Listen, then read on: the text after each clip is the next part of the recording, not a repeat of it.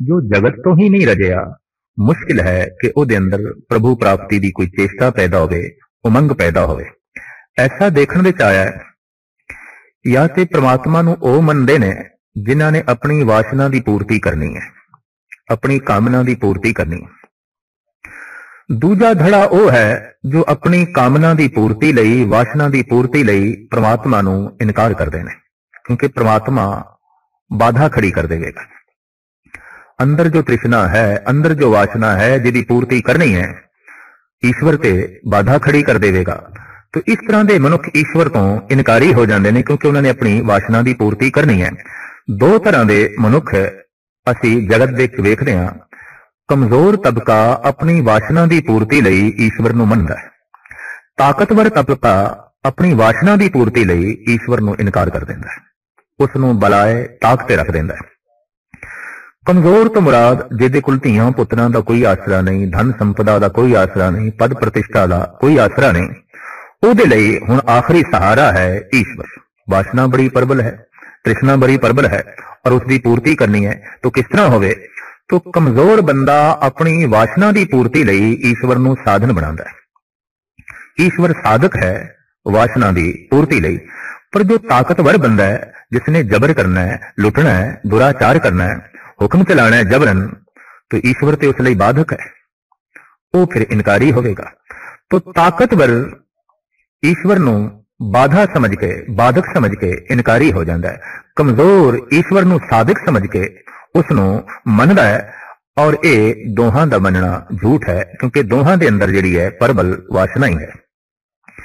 Genghis खां, Hulagu, Hitler जे बस्तियां दियां बस्तियां उजाड़ सके, जे 1 करोड़ मनुखां नूं हिटलर कतल कर सके, तो यह सब कुछ तां ही हो सकता है कि ईश्वर की होंद नूं एक पासे रख दिता जाए। भावें ईश्वर नूं एक पासे रखना बड़ी औखी गल है, पर कम से कम मन तो ते उसनूं एक पासे रखिया ही जा सकता है, अपनी सोचण शक्ति तो उसनूं एक पासे रखिया जा सकता है।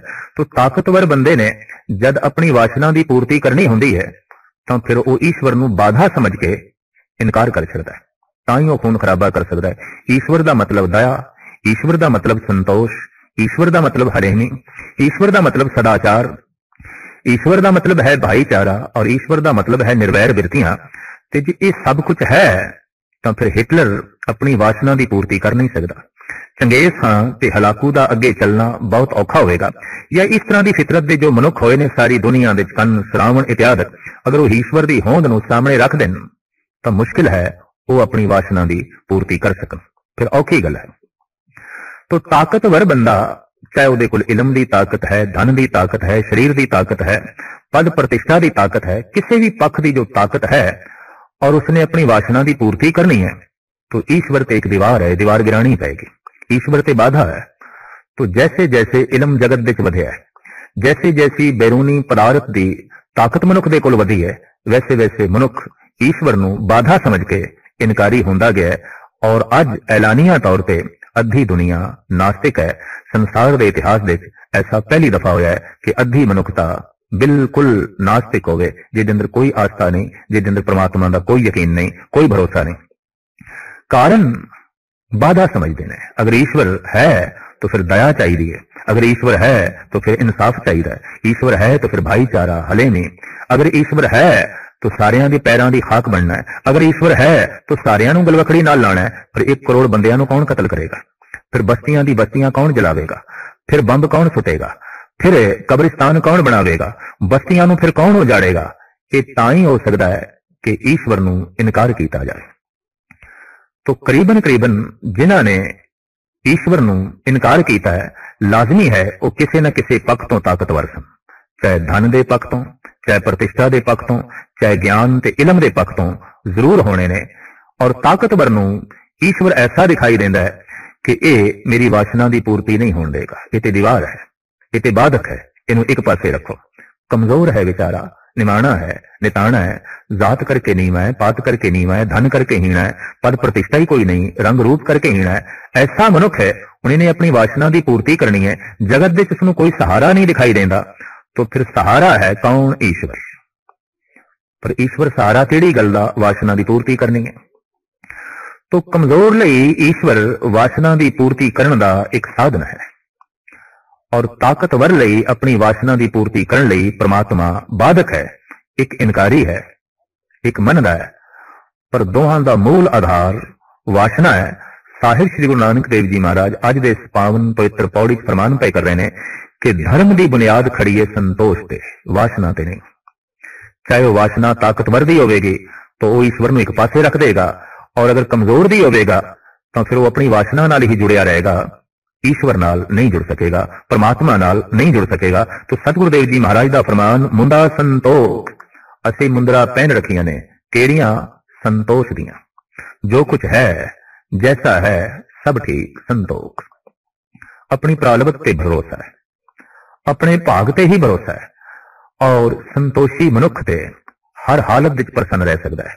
तृष्णालु हर हालत विच प्रसन्न नहीं रह सकता। गुरु अर्जन देव जी महाराज का फरमान, आ गया मैं भूख सोई कर सूखा, सोग हरख नहीं जाने, जो जो हुक्म भयो साहिब का, सो माथे ले माने। हे परिपूर्ण परमात्मा, अगर भुख भी आई है, कोई दुख भी आया है, तो मैं इनू भी तेरी दात समझे और प्रसन्न रहा, खुश रहा। संतोषी मनुख हर हालत विच खुश है, हर हालत विच प्रसन्न है। तृष्णालु मनुख हर हालत विच चिड़चिड़ा रहेगा, दुखी रहेगा, बेचैन रहेगा। तो धर्म का मूल गुण है संतोष। संतोष है तो सिमरन हो सकेगा। तृष्णालु ने संसार का सिमरन करना है, संतोषी ने निरंकार का सिमरन करना है। जो प्रभु के चिंतन विच डुबिया होया है, लीन है, तो एक गल स्पष्ट हो गई, संतोषी है। जो जगत विच लीन है, डुब गया है, सबूत है तृष्णालु है।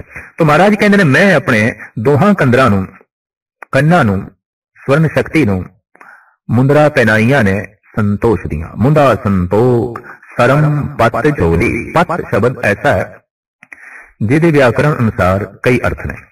पत पात्र, भांडा। पत पत्ता, दरखत दा पत्ता। फिर पत पंजाबी मुहावरे इहदा अर्थ है इज्जत, आबरू।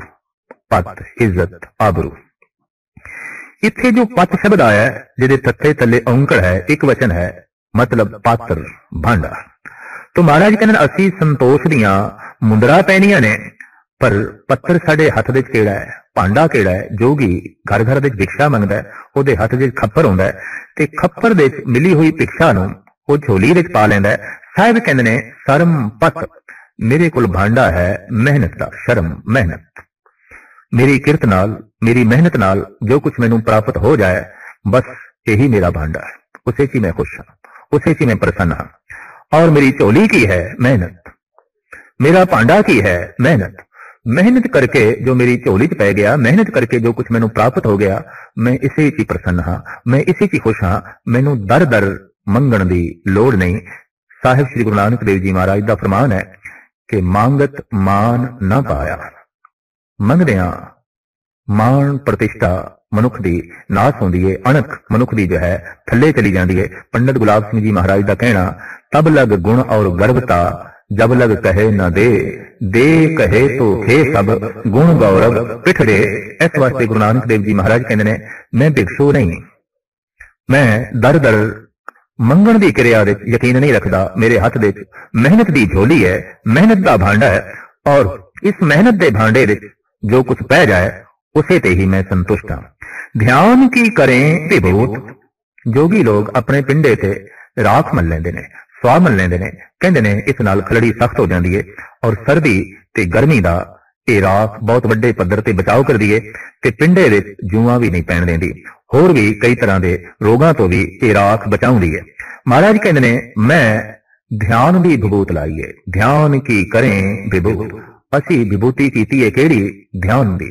प्रभु दे जिहड़ा ध्यान जोड़िया है, ईश्वर दे जिहड़ी सुरत जोड़ी है, और सुरत जिहड़ी ईश्वर दे जोड़ी है, सुरत दी ध्यान दी जो विभूत लाई है, सानू कोई रोग नहीं लगता, सानू कोई संताप नहीं लगता, सानू सर्दी आलसी नहीं बनाती, सानू गर्मी बेचैन नहीं करती। असी इस तरह की राख अपने तन दे उत्ते मली हुई है। जोगी लोग तन दे उत्ते खिंता पहनते ने, हथ दे एक डंडा रखते ने, ते जोगियां ने ईश्वर प्राप्ति दियां अपनियां कुछ युक्तियां ते उक्तियां भी मनिया हुई ने।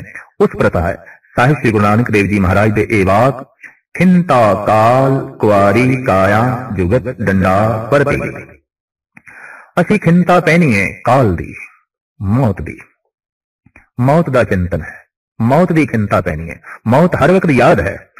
कुआरी काया जुगत ते साडी जुगती की है, काया नू कोरा रखना, कुआरा कोरा।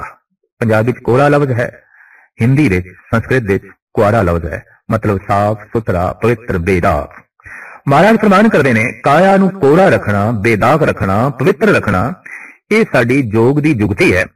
और हर वक्त मौत का ही चिंतन करना, मानो ये असी चिंता पहन के रखी है। देखने विच आया है, दो तरह की साधना जगत विच प्रचलित हुई है। एक ओ बस जीवन नू ही चेते रखो, एक ओ मौत नू चेते रखो, मौत नू चेते रखो।